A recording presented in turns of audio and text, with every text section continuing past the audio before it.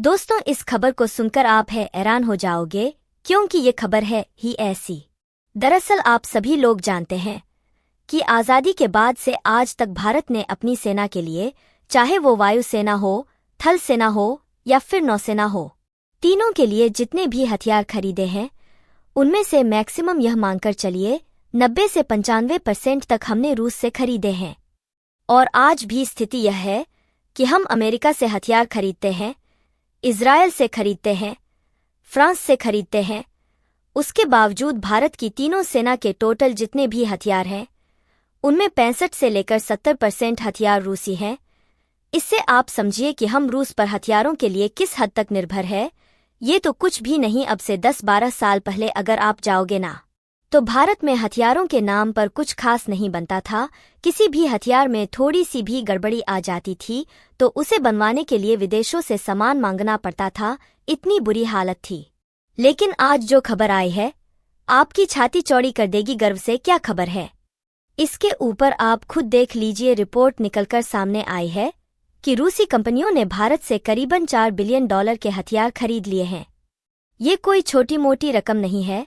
भारतीय रुपए में बात करें तो यह बनती है करीबन 34,000 करोड़ रुपए।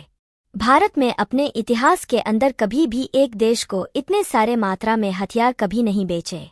यह हमारे पूरे इतिहास में पहली बार हो रहा है कि इतनी बड़ी हथियारों की डील हमने किसी देश के साथ की है।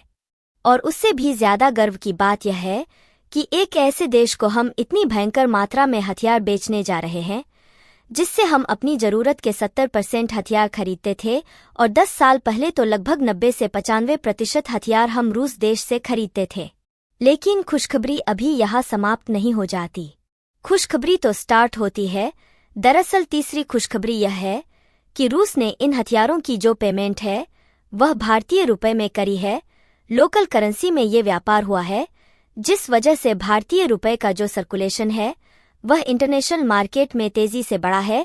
और यह पूरी तरीके से ताकत देगा भारतीय रुपए को। यानी कि देखा जाए तो इस एक हथियार के डाल ने भारत को 3 बड़ी ये खुशखबरी दे डाली है। लेकिन सवाल उठता है कि रूस ने ऐसी कौन से भारत से हथियार खरीदे हैं जिनकी कीमत 34,000 करोड़ यानी कि $4 बिलियन होती है।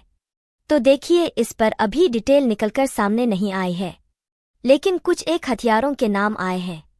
जैसे कि कहा जा रहा है कि मुख्यतः जो गोला बारूद है, यानी कि तोपों में लगने वाले जो सेल्स हैं, वो खरीदे गए हैं।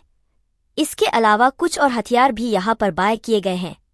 और कुछ जो अनऑफिशियल सोर्सेस हैं, वो कहीं तो मिसाइल के नाम भी ले रहे हैं।